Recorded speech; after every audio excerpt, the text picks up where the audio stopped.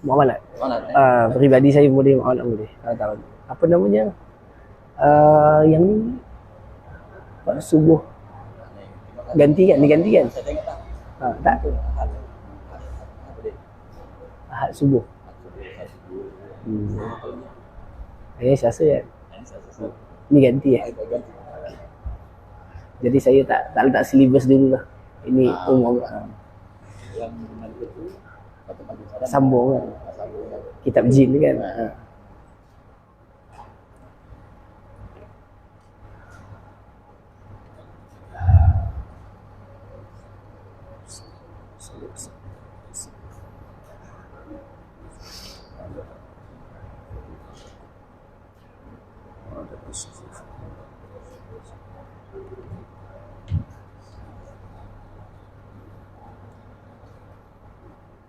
أعوذ بالله السميع العليم من الشيطان الرجيم. بسم الله الرحمن الرحيم. الحمد لله رب العالمين. نحمدك ربي ونستعينك ونستهديك ونستغفرك ونثني عليك ونكبرك ونعوذ بك يا الله من شرور أنفسنا ومن سيئات أعمالنا. من يهده الله فلا مضل له ومن يضلل فلن تجد له وليا مرشدا. أشهد أن لا إله إلا الله وأشهد أن سيدنا محمدا عبده ورسوله. اللهم صل وسلم وبارك على سيدنا محمد وعلى آله وأصحابه أجمعين. سبحانك لا علم لنا إلا ما علمتنا إنك أنت العليم الحكيم. رب اشرح لي صدري ويسر لي أمري واحلل عقدة من لساني يفقه قولي ولا حول ولا قوة إلا بالله العلي العظيم. آمين. أما بعد. Assalamualaikum warahmatullahi wabarakatuh. Yang berusaha barisan ahli jawatan kuasa masjid yang dikasihi Tuan Imam, Tuan Bilal, seluruh para jamaah muslimin dan muslimat, mukminin dan mukminat, mudah-mudahan Allah memberkati serta merahmati majlis pertemuan kita pada pagi ini. Dan kita bermohon kepada Allah Subhanahu wa taala semoga Allah menjadikan majlis kita pada pagi ini sebagai suatu amalan soleh yang dapat memberatkan timbangan amalan kita yang kekal di sisi Allah Subhanahu wa taala. Dan mudah-mudahan majlis kita juga pada pagi ini Allah Subhanahu wa taala jadikan ianya sebagai sebab untuk Allah mengekalkan diri saya dan kita semua berada dalam jalan hidayah dan dalam jalan Quran, dan menjadi sebab daripada asbab kejayaan dan keselamatan kita di akhirat Allah dengan kejayaan memasuki syurganya. Amin ya rabbal alamin. Hadirin muslimin yang dirahmati Allah Ta'ala sekalian, untuk saya kuliah subuh ini adalah kali pertama lah lepas Ramadan, okey. Ataupun lepas saya balik daripada Jordan. Ini kali yang pertama permulaan kuliah. Saya balik 2 hari lepas. 2 hari lepas saya sampai daripada Brunei.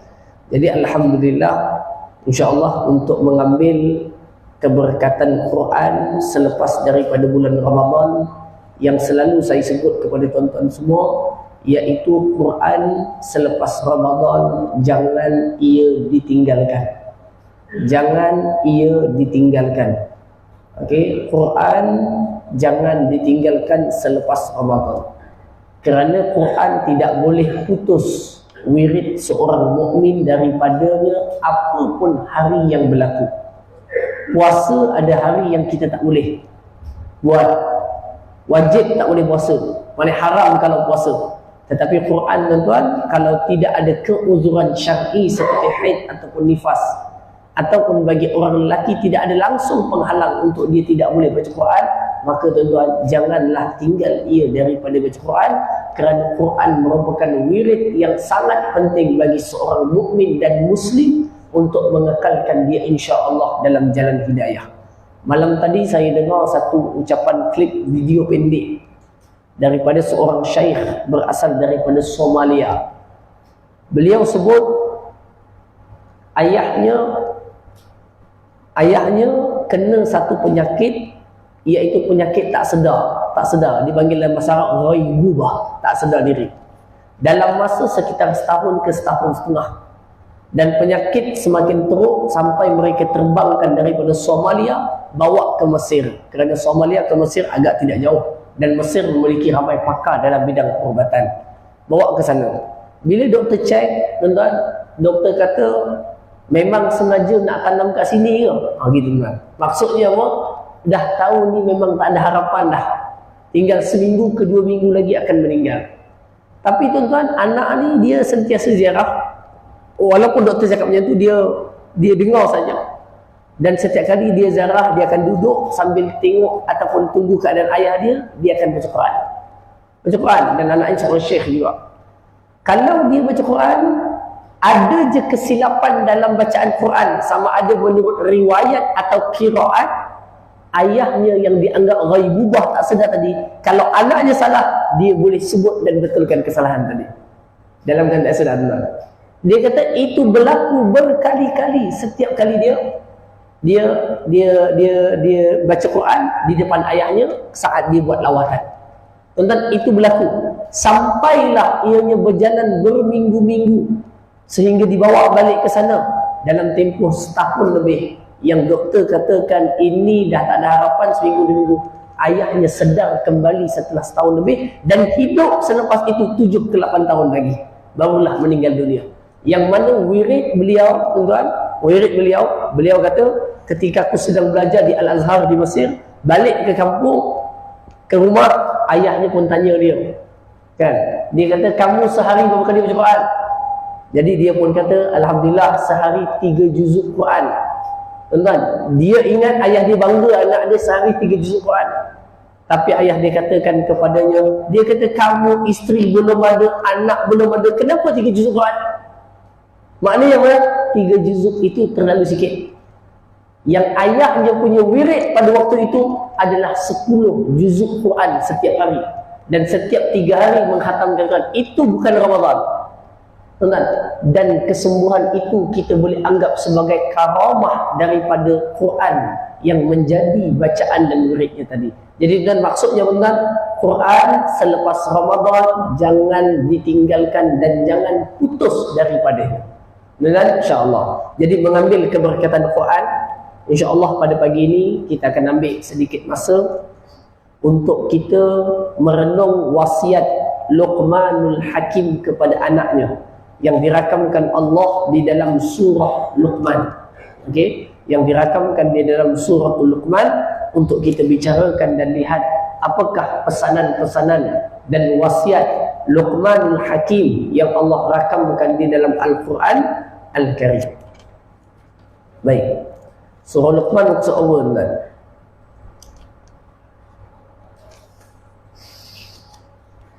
Surah Luqman. Luqman.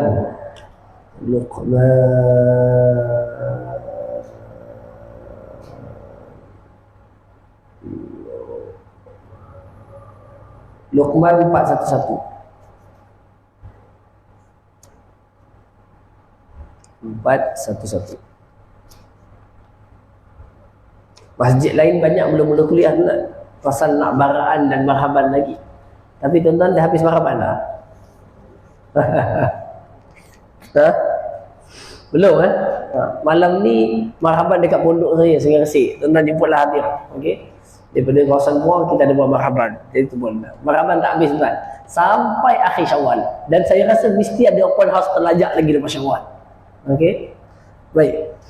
InsyaAllah ta'ala kita akan tengok sama-sama daripada surah Luqman mengambil wasiat Luqmanul Hakim kepada anaknya. Tuan-tuan, kita kena ingat, siapa dia Luqman? Luqman ni siapa? Luqman ini menurut tafsir adalah seorang lelaki daripada negara sebelah negara sebelah Afrika, ataupun kita bagi negara kulit hitam kan, ataupun seorang daripada keturunan Afrika yang gelap, orang yang gelap. Okay. Hidup pada zaman seorang Nabi. Seingat saya, mungkin Nabi itu Nabi Daud AS. Saya tak ingat Nabi itu. Hidup di zaman itu. Dia bukanlah seorang Nabi dan bukanlah seorang Rasul. Nabi bukan, Rasul bukan, tapi nama dalam Quran. Bukan seorang Nabi, bukan seorang Rasul, tetapi beliau adalah orang yang banyak berdampingan dengan Nabi dan mengambil banyak ilmu dan hikmah daripada Nabi, sehingga Luqmanul Hakim Allah Ta'ala anugerahkan kepadanya kelebihan daripada hikmah yang kata-katanya, hikmahnya, nasihatnya dirakamkan Quran. Anda faham? Orang biasa tetapi punya tinggi nilai hikmahnya, sampaikan Al-Quran merakamkan hikmah itu. Allah berfirman di dalam Al-Quran, وَلَقَدْ آتَيْنَا لُقْمَانَ الْحِكْمَةَ أَنِشْكُرْ لِلَّهِ. Dan sesungguhnya telah kami berikan kepada Luqman itu akan hikmah. Sebab itu namanya Luqmanul Hakim. Sebenarnya namanya Luqman je. Hakim itu tambahan. Di mana datangnya Hakim? Hakim itu datang daripada perkataan hikmah. Nak kata Luqman yang ada hikmah dipanggil Luqmanul Hakim. Lalu kita pun letak nama anak kita dengan nama Luqmanul Hakim, atau cucu kita Luqmanul Hakim. Okey, namanya sahaja Luqman. Hakim itu daripada hikmah yang dia ada. Okey, dia ada, tapi itu bukan nama dia. Hakim itu bukan nama dia. Okey, Luqman. Dan sesungguhnya kami telah berikan kepada Luqman apa yang Luqman ada, bukan harta. Apa yang Luqman ada, bukan kedudukan. Apa yang Luqman ada, bukan pengikut yang ramai. Luqman itu menjadi istimewa daripada orang lain pada zaman itu dan zaman seterusnya, kerana Allah berikan kepada Luqman itu hikmah. Kalau saya tanya tuan-tuan, hikmah tu apa? Hikmah tu apa? Ha? Apa? Kebijaksanaan. Hikmah. Apa dia hikmah? Tuan-tuan, perkataan hikmah, kalau kita tengok dalam bahasa Arab balik semula, sikit-sikit lah tuan-tuan, bukan dalam-dalam.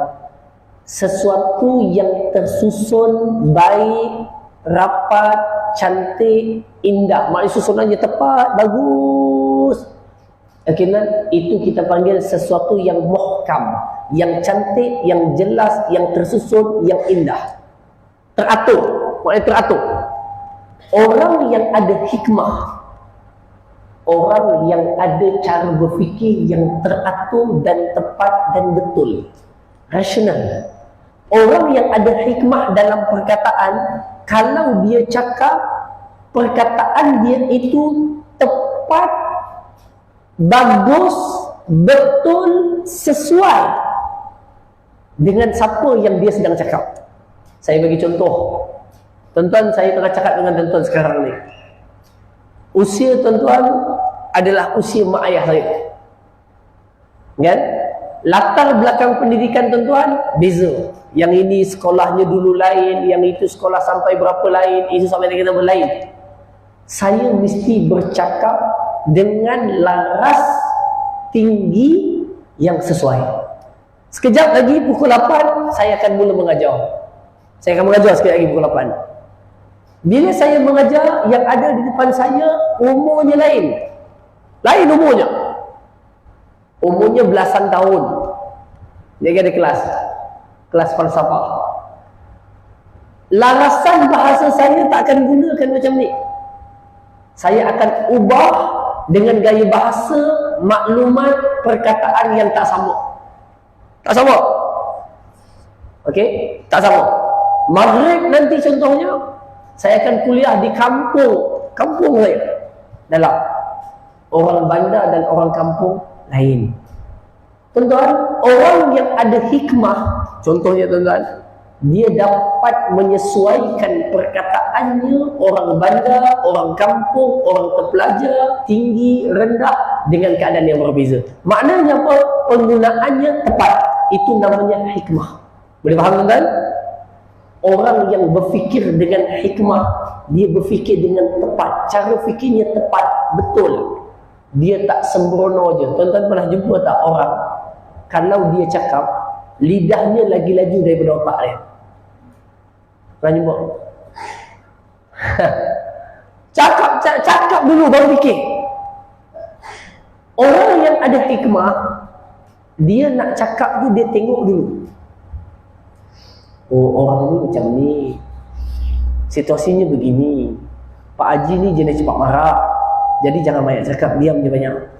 Kalau yang satu tempat tu banyak diam, kita pula yang dia fikir, dia mula cakap. Baru sampai satu tempat, kita jangan cerita huha-huha, kita kenal dulu masyarakat tempatan. Duduk. Tuan-tuan, saya baru balik daripada Brunei. Saya baru balik Brunei, 2 hari lepas saya daripada Brunei. Okey, bawa mak saya beraya, ziarah kawan dia kat sana. Okey. Brunei, masyarakat Melayu majoriti. Masyarakat Melayu majoriti, Muslim, okey, Melayu, Muslim majoriti. Kalau ke sana kita akan jumpa masyarakat Melayu. Muka tu ala-ala Sarawak sikit. Kan, ada putih-putih sikit macam nak ke Filipina sikit. Okey, muka yang begitu.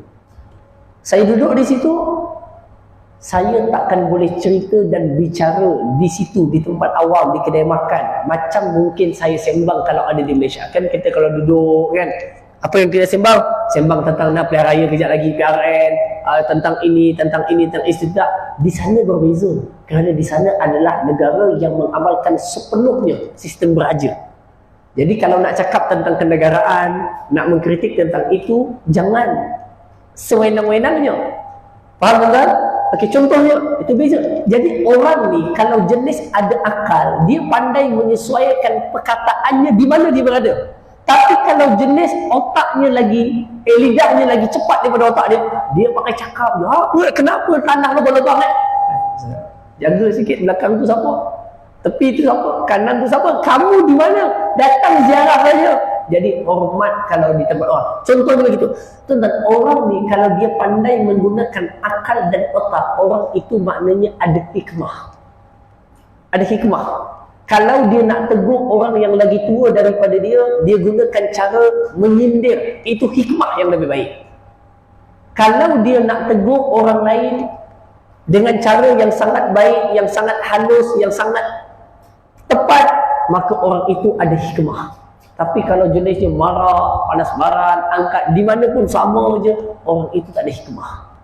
Jadi hikmah ni apa? Hikmah artinya adalah ketepatan dan kesesuaian dan kebijaksanaan, sama ada dalam tindakan atau perkataan atau perbuatan yang tepat. Tepat, tuan-tuan, sembahyang subuh hari Jumaat paling baik baca apa? Ha? Paling baik je baca apa? Sembahyang subuh hari Jumaat. Fatihah yang wajib baca lah, tak baca tak sah. Baca surah Sejadah, kan? Dan suratul Insan. Itu paling baik. Paling baik. Kalau tuan-tuan nak pergi ke Kuala Lumpur, singgah RNR Aikro, orang tengok janggut kita pun panjang, dia tolak jadi imam. Tuan-tuan baca surah Sejadah. Baik tak? Baik, tapi tak bijak. Faham tuan? Itu namanya hikmah. Itu namanya hikmah. Tuan-tuan, hari ini ada 5 kenduri kahwin. Contohnya, 2 open house. Tuan-tuan datang, puasa sunat, tak apa lagi. Puasa sunat, bolehlah cover kalau ada orang ramai. Duduk dekat meja tuan rumah. Lepas tu puasa. Ya, tuan rumah jumpa makan. Itu tak bijak. Dan tak ada hikmah. Kalau pun nak puasa, duduk meja ujung sekali belakang. Orang tak nampak. Duduk buat-buat goyang-goyang cawan kan. Lepas tu balik. 5 pun orang tak perasan. Faham kan? Itu hikmah. Kebijaksanaan ini dia tak ikut situasi. Orang yang ada hikmah, dia pandai menyesuaikan perkataannya, perbuatannya, tindakannya yang paling tepat pada waktu itu. Boleh faham kan? Dan siapa yang diberikan hikmah dalam hidup dia, dia telah diberikan banyak kebaikan. Tonton buka dalam surah Al-Baqarah. Allah sebut apa? Yu'til hikmata man yasha. Wa man yu'tal hikmata faqad utiya khairan katsira. Allah bagi hikmah kepada siapa yang dia nak. Siapa yang diberikan hikmah, dia telah diberikan Allah dengan kebaikan yang sangat banyak. Siapa yang diberikan hikmah, dia telah diberikan kebaikan yang sangat banyak. Faham kan? Oleh itu hadirin yang dikasihi sekalian, mintalah kepada Allah agar kita diberikan hikmah sebagaimana Allah berikan kepada Luqmanul Hakim akan hikmah. Tuan-tuan, kalau ada hikmah, gunakan hikmah ini untuk didik anak, jadi. Gunakan hikmah ini untuk mengajar, jadi. Gunakan hikmah ini untuk berdakwah, jadi. Gunakan hikmah dalam kehidupan, jadi. Tuan-tuan, sebab itu hikmah sangat penting. Kadang-kadang kita tengok orang, kenapa dia ni? Rajanya pandai, bagus apa semua, tapi nguruskan ekonomi keluarga tak betul. Tak ada hikmah dalam mengurus keluarga. Duit dapat, habis semuanya. Keluar ke universiti, habis semuanya. Tak ada hikmah dalam mengurus harta. Nampak tuan? Tak ada hikmah dalam bersahabat. Semua itu adalah satu perkara yang penting. Hatta dalam menyusun program kehidupan, mesti kena ada hikmah. Baik tuan, tak masuk nantikan kita. Walaqad atayna Luqmanal hikmata anishkur lillah. Bersyukurlah pada Allah sebab Allah bagi kamu hikmah. Jadi tuan-tuan, nak dapatkan hikmah macam mana tuan? Macam mana dapatkan hikmah? Pertama Allah bagi, anishkur lillah. Kedua, duduk dengan orang-orang yang bijak pandai. Sampaikan disebut dalam satu kata-kata hikmah apa dia? Duduk dengan orang nakal yang cerdas, yang bijak, lebih baik daripada duduk dengan orang baik yang dungu. Duduk tu maksudnya apa tuan? Duduk dapatkan faedah. Duduk dapatkan faedah. Faham tuan? Tuan-tuan duduk tu sambil tuan-tuan tahu orang ni memang ada otak yang cerdas. Sama ada dalam perniagaan, dalam pembacaan politik, dalam pembacaan antarabangsa, dalam pembacaan ilmu, buku, memang bagus dia. Tapi orangnya nakal. Tengah-tengah cerita tu pus dia sanggup. Nakal tak? Tapi kalau duduk dengan dia, otak kita rasa penuh. Dia akan ajar, Mat, kamu tahu tak macam mana cara nak bagi lepas. Kalau buat loan, bagi loan tu cepat habis. Ada je hikmah setiap hari. Kan? Dia ajar, Mat, kamu tahu tak nak buat rumah ni, dia punya cara yang paling murah sekarang ni, gunakan IBS contohnya. Gunakan tenaga solar, itu dan ini. Kita duduk dengan imam masjid pun belum tentu dapat hikmah ini. Faham kan? Jadi kata sebahagian ahli hikmah, duduk dengan orang yang nakal, yang cerdas. Duduk tu bukan kawan, duduk. Lebih baik daripada duduk dengan orang baik yang dungu. Faham tak maksudnya apa? Maka tuan-tuan, inilah dinamakan pentingnya hikmah dan kebijaksanaan. Dia akan jadikan kita berfikir kehidupan betul. Pemilihan tepat. Cara buat rumah begini, kenderaan begini. Kalau contoh kita dalam diri kita, tuan-tuan dah lepas semua, dah habis, dah pencet. Kalau anak-anak muda baru nak fikir, ada duit. Ada duit ni nak buat rumah ke nak beli kereta? Maknanya nak buat rumah ke nak tukar kereta? Contohnya, kalau duduk dengan orang yang ada kecerdasan dan rasional akal yang baik, dia akan kata, kalau ada dua pilihan, satu je nak, buat rumah lagi baik daripada beli kereta. Contohnya. Faham tuan-tuan? Maksudnya apa? Okey, dia kata apa? Kenapa 1, 2, 3, 4 itu rasional. Bayangkan kalau dia tak ada fikir yang baik, ada duit tukar kereta, ada duit tukar kereta, ada duit tukar kereta. Kereta jatuh seminggu jatuh harga dah. Sedangkan dia belum ada rumah lagi. Tuan, ini namanya cara berfikir yang hikmah, yang rasional, yang tepat dengan cara fikir itu. Tuan-tuan, minta kepada Allah kita ni ada hikmah dalam mendidik anak, dalam mengurus rumah tangga, dalam mengurus ekonomi, dalam mengurus masyarakat, mesti ada hikmah. Kalau tak ada hikmah, tuan-tuan, porak-poranda kita dengan manusia. Okey? Wa man yashkur fa innama yashkuru li nafsihi wa man kafara fa innallaha ghaniyyun hamid. Tuan-tuan, kita tengok nasihat Luqman. Wa idz qala Luqman li ibnihi wa huwa ya'idhuhu. Dan ingatlah ketika mana Luqman pernah menasihati kepada anaknya. Dia nasihat anak dia, nasihat anak dia. Ya bunayya la tusyrik billah. Wahai anakku. Dalam ayat ni gunakan perkataan ya bunayya. Tuan-tuan, ya bunayya tak sama dengan perkataan ya ibni, ya bni. Ya ibni, ibni itu anak lelaki. Ibni, anak lelaki. Tetapi dekat sini ya bunayya. Bunayya daripada perkataan ibni, tetapi menggunakan lafaz kecil, lafaz manja. Faham kan? Kitabun, kitabun maknanya apa? Apa sih? Kitabun, buku, kitab kan? Tapi kalau kitab tu kecil, dipanggil kutaibun. Kutai. Kutaibun, kitab kecil. Ibnun, anak lelaki. Bunayya, wahai anak kesayanganku, anak kecilku. Faham kan? Kenapa dia tak gunakan ibni? Kenapa dia gunakan bunayya? Tuan-tuan tengok. Kalau tuan-tuan kata nak, kan, anak, atau tuan-tuan cakap dengan tuan-tuan kata dek, dengar ayah nak cakap. Dek dengan anak, tuan-tuan, mana yang lebih mesra? Ikut keadaan waktu tu. Kita tahu anak kita. Okey, panggil nama manja dia. Kan? Tuan-tuan panggil nama manja dia. Angah, contohnya. Dengan panggil wahai anak perempuanku, mana lagi manja? Mungkin Angah lagi manja. Perkataan itu. Tuan-tuan, Luqman menggunakan perkataan wahai anak kesayanganku. Tengok, sebelum dia nak nasihat. Jadi anak dia pun bila bapak dia cakap macam tu, tuan, dia taklah rasa agak nak kena marah. Dia pun dengar, ya pak. Ya bunayya. Dalam semua nasihat dan ingatan Luqman kepada anaknya. Dan tuan-tuan, ini pun kita dapat belajar bahawa seorang ayah, tuan-tuan, dia mesti selalu nasihat anak. Luqman nasihat anak dia. Dia pesan ke anak dia.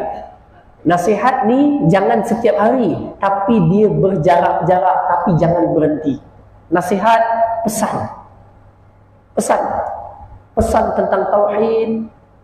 Kita nak pergi mana pun, buat apa pun, kerja apa pun, sembahyang jangan tinggal. Pesan, nasihat. Tuan-tuan, saya baru ni lah, memang baru lah. Tak sampai seminggu lagi. Baru ni saya kat mana? Saya cakap tadi? Kat Brunei kan? Baru ni juga saya ada kat Jordan. Sehari sebelum kat Brunei, saya kat Jordan. Saya ada kat Jordan. Tuan-tuan, saya yakin tuan-tuan ada dapat iklan. Saya tak tahulah sampai tak iklan tuan-tuan, yang saya ada buat misi kemanusiaan di sempadan Jordan Syria. Kita pergi ke kemah-kemah pelarian dan kita bantu mereka. Kita bawa duit fidyah daripada Malaysia, orang bayar fidyah, kan? Fidyah beras, kita bawa, kita adakan beras di sana. Ada orang bagi zakat, kita bawakan zakat ke sana. Okey? Macam itulah tuan-tuan. Okey, baru dia saya ke sana. Jadi bila siapa di Jordan daripada Mesir, daripada Jeddah, daripada Mesir. Daripada Mesir, daripada Jeddah sampai ke Jordan, tuan-tuan. Tuan-tuan bayangkan perjalanan saya 5 hari sampai 5 negara. Naik kapal terbang tuan, singgah 5 negara. Malaysia, Kuwait hari pertama. Kuwait, Mesir hari yang pertama juga. Mana singgah sekejap kat Kuwait, pergi ke Mesir. Duduk Mesir 2 hari. Duduk Mesir 2 hari, pergi Saudi. Duduk Mesir, Saudi setengah hari. Terbang terus ke Jordan. Jordan pergi Kuwait balik semula. Baru sampai Malaysia, Malaysia terbang balik ke Brunei. Tuan, semua tu ada misi yang tertentu untuk kita selesaikan, tuan. Alhamdulillah. Tuan nak cerita ni, sampai di Jordan, saya disambut, okey, disambut oleh seorang syekh, anggota Kesatuan Ulama Palestin sedunia. Dia pernah datang ke Johor, ke pondok saya. Kalau tuan-tuan ingat, saya tak tahu tuan-tuan ada hadir ke tak, yang pemberian ijazah al-maksurat. Pemberian ijazah al-maksurat. Ingat tak? Ada datang tak? Tak ada. Yang saya jemput, tuan. Tuan-tuan jemput pun tak datang, kan? Okey. Okey. Hadirin semua, jadi kita panggil syekh datang ke sini, jadi dia jemput saya. Bila saya sampai di rumah dia, tu dihidangkan nasi. Namanya nasi mansaf orang Jordan. Terkenal lah, tuan-tuan. Mansaf Jordan. Sangat sedap, sangat terkenal. Dia ada anak, tuan-tuan, anaknya 6 orang. Anaknya 6 orang, tuan-tuan, hampir kesemuanya dah hafal Quran. Yang paling kecil darjah 4 dah hafal 18 juzuk Quran. Dan anaknya, tuan-tuan, sangat kita panggil apa bahasa Melayu dia, sangat temen lah, sangat teratur, baik. Datang, duduk, ayah kata dia baik, yuk siap, ya. Datang, ambil jalan, jumpa, kita tengok, senyum, mukanya dia sangat bagus, tuan. Sampai saya hantar abang dia dan sebagainya. Saya kata, Syekh, macam mana kamu didik anak? Kata, ringkas. Saya kata, ringkas. Macam mana didik anak? Lalu di antara poin-poin yang disebutkan kepada saya, ya pasal kita pada anak kan, kita nak tanya macam mana anak dia boleh teratur. Budak baru berapa tahun dah 18 juzuk Quran. Itu sekolah biasa, bukan masuk asrama, bukan sekolah tahfiz, tak, sekolah biasa. Pagi sekolah agama, petang pergi markas menghafal Quran. Okey, itu pun dah 18 juzuk dah. Kan? Teratur, baik, ada. Jadi adalah beberapa item yang disebutkan. Okey, yang antaranya yang disebut doa tu jangan tinggal, tu confirm lah. Dan yang keduanya, antaranya disebut taujih ad-daim, iaitu halakan dia, nasihatkan dia, betulkan dia sentiasa, jangan berhenti.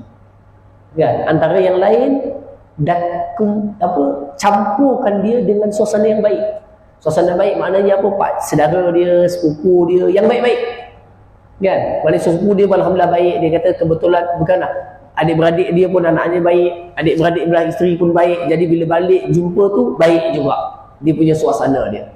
Jadi dengan percampuran yang baik, nasihat yang baik, doa yang baik. Jadi dia kata apa? Taujih itu jangan berhenti. Ingatan, nasihat itu jangan berhenti. Terus dan terus. Itu salah satu baik. Dia kata Luqmanul Hakim nasihat anaknya dengan pesanan-pesanan yang Allah rakamkan nasihat itu dalam Quran. Allah rakamkan dalam Quran. Di antara nasihat yang dinasihatkan oleh Luqman dalam banyak-banyak nasihat, nasihat paling besar dan paling penting, ini menunjukkan kebijaksanaan Luqman. Seorang ayah kalau nasihat anaknya, tuan-tuan, macam-macam lah. Dia kata, Mat, kamu nak kahwin, kamu dalam hidup ni cari isteri betul-betul, jangan salah. Contohnya begitu. Mat, kamu ni belajar betul-betul, cari kerja yang paling baik, jangan salah. Itu nasihat. Tuan-tuan, kemungkinan nasihat kita tu tak tepat pun dengan keadaan tu. Tetapi Luqman, nasihat dia sangat tepat. Bukan hanya untuk anak dia, untuk semua anak yang ada di dunia. Nasihat dia yang pertama apa dia, tuan? Ya bunayya, la tusyrik billah. Wahai anak kesayanganku, ayah nak pesan kepada kamu dalam hidup ini, jangan pernah kamu syirikkan Allah. Jangan pernah kamu sekutukan Allah. Dalam banyak-banyak benda, Luqman nasihat benda paling besar, paling penting, paling utama kepada anaknya, jangan syirikkan Allah. Kemudian tak habis, dia bukan kata jangan syirik Allah je. Dia sebutkan kenapa. Inna syirka la zulmun azim. Wahai anakku, sesungguhnya syirik adalah merupakan kezaliman, jenayah yang paling besar dilakukan oleh manusia. Lebih besar dari membunuh, lebih besar daripada mencuri, lebih besar daripada pukul orang. Kerana kezaliman itu, kerana syirik itu adalah zalim terhadap Tuhan. Kalau curi zalim ke orang, kalau syirik zalim kepada Tuhan. Ianya adalah jenayah paling besar. Tuan-tuan tengok, dia nasihat yang pertama yang itu. Kemudian dia tu anak, masuk nasihat yang kedua. Wa wassaynal insana biwalidayhi ihsana. Wassaynal insana biwalidayhi, dan kami wasiatkan kepada manusia itu untuk buat baik kepada kedua ibu bapa. Nasihat kedua Luqman kepada anaknya untuk buat baik kepada mak ayah. Tuan-tuan perasan, anak disebut dekat anak. Anak ni walaupun anak tu anak orang lain, bila dia namanya anak, antara benda yang besar selepas tanggungjawab kepada Tuhan adalah tanggungjawab kepada ibu dan ayah. Ini tuan-tuan nasihat Luqmanul Hakim kepada ayahnya, kepada anaknya. Tuan-tuan, Luqman pun katakan sebabnya kenapa. Hamalathu ummuhu wahnan ala wahnin. Wahai anak, diingatkan kepada kamu supaya buat baik dan berlaku ihsan kepada kedua ibu bapa. Kerana ibu itu sudah mengandungkan anak dengan menanggung rasa penat, lemah, letih, lesu. Setiap kali makin besar kandungan, setiap kali itulah semakin lesu dan penat. Makin besar kandungan, makin letih. Makin besar kandungan, makin penat. Wahnan ala wahnin. Okey, wahnan ala wahnin. Nanti kita berhenti sekali lagi. Menanggung kepenatan demi kepenatan, keletihan demi keletihan. Tuan-tuan, ada ke seorang ibu yang mengandung tak sakit? Ada tuan? Wahai ibu-ibu, ke dah lupa dah sakit ke tak sakit? Nah. Sakit tak sakit tuan? Sakit. Penat, letih, lesu setiap kali semakin besar. Kecuali ibu Nabi SAW yang diriwayatkan kata Sayyidatuna Aminah, beliau mengatakan apa? Tidak pernah dia merasakan berat dalam mengandungkan anak ini. Maknanya Nabi sudah menjadi rahmat kepada ibunya sejak dalam kandungan, sebelum keluar, hatta ketika melahirkan. Tuan-tuan, tetapi umum manusia, hatta Maryam tuan-tuan, Maryam menanggung sakit dan penat dalam nak melahirkan Nabi Isa AS. Apa tak lagi orang biasa macam kita? Orang biasa macam kita, penat, letih. Lalu tuan-tuan, Luqman seolah-olah nak kata kepada anaknya, wahai anak, kamu kena buat baik kepada mak kamu, sebab mak kamu dah kandungkan kamu dengan penuh kepenatan dan keletihan sampai kamu lahir. Wahnan ala wahnin. Habis dah lahir 9 bulan, penat tadi belum hilang lagi. Penat apa pula pakcik? Lepas tu penat apa? Penat jaga malam tu satu lah. Tapi yang tu kongsi lah, bapak pun bangun juga. Kan? Ke tak? Tak. Dia tidur je, morak je. Nah. Okey? Wa'nan ala walin. Habis itu, Luqman kata lagi ke anaknya, wa fisaluhu fi amain. Dah habis 9 bulan kandungkan penat, ibu itu menyusukan pula 2 tahun tak berhenti. 2 tahun tu makcik, ibu kita sedut dia punya kalsium dalam badan dia. Sedut sampai kita sempurna jadi dalam perut. Sebab itulah tuan-tuan, ayah dan ibulah khususnya tuan-tuan, dia punya martabat penghormatannya lebih daripada ayah yang pertama. Yang kedua, jasanya takkan mampu dibayar dengan apa jua usaha yang kita buat. Mak tuan-tuan. Kan? Mak.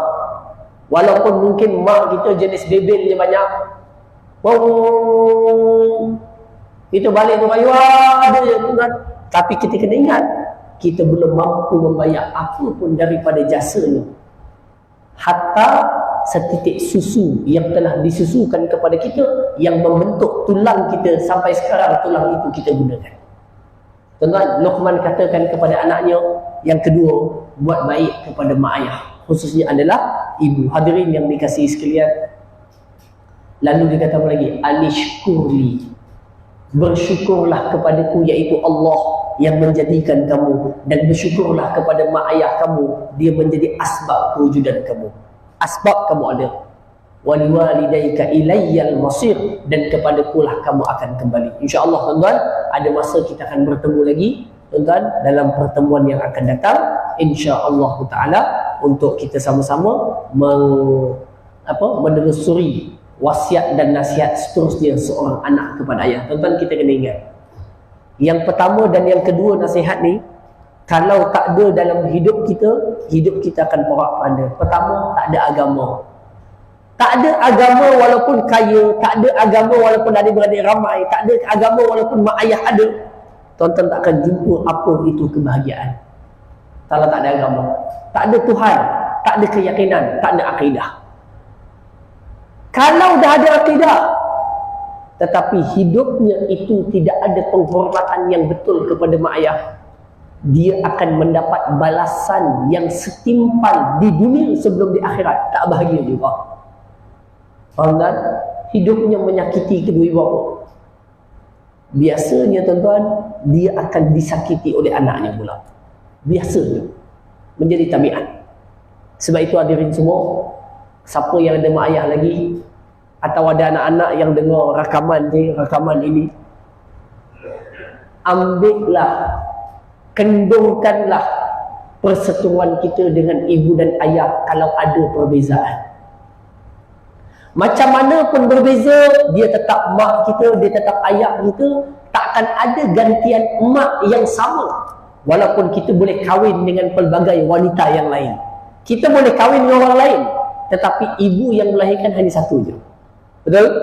Kita boleh ada anak yang pelbagai, tetapi ibu yang melahirkan tidak akan ada gantiannya.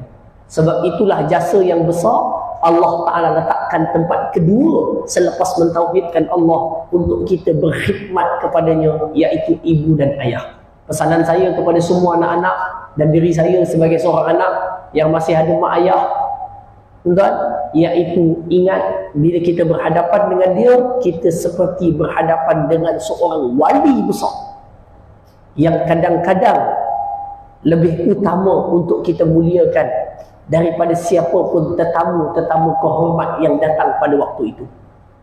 Okey, yang ada pada waktu itu. Tetamu datang, YB mana datang rumah kita, takkan kita suruh ayah ambil buku basuh tangan. Tak, tuan-tuan, itu bukan sikap dia. Walaupun nak menghormati tetamu, tuan-tuan, ayah kita yang ada jauh lebih mulia daripada tetamu yang datang itu, dari sudut anak kepada ibu dan ayahnya. Jadi tuan-tuan, kedudukan mak ayah ni sangat besar dalam Islam. Sampaikan dalam suratul Isra, Allah letak pada kedudukan yang kedua selepas mengabdikan diri kepada Allah. Jadi tuan-tuan, ambillah peluang, ambillah jasa. Kalau ada mak ayah lagi, jaga dengan baik, jaga perasaannya dengan baik, jaga hidupnya dengan baik. Jangan sampai menyakiti keduanya dengan apa jua bentuk. Mudah-mudahan kalau kita ada anak, Allah akan jadikan anak kita pula berbuat baik dan menjaga diri kita sebagaimana kita jaga mereka nanti, insya-Allah. Ini pesanan hidup penting daripada Luqmanul Hakim kepada anaknya. Wallahu alam. Aqulu qawli hadza wa astaghfirullahal azim li wa lakum. Allahumma anfa'na bima 'allamtana wa 'allimna ma yanfa'una wa zidna 'ilma. Rabbana atina fid dunya hasanah wa fil akhirati hasanah wa qina 'adzabannar. Walhamdulillahi rabbil alamin. Assalamualaikum warahmatullahi wabarakatuh. Subhanakallahumma wa bihamdika asyhadu an la ilaha illa anta astaghfiruka wa atubu ilaik. Al-'asr insana fi khusr illa alladziina aamanu wa 'amilus shalihat wa tawassaw bil haqq wa tawassaw bis sabr. Assalamualaikum warahmatullahi wabarakatuh.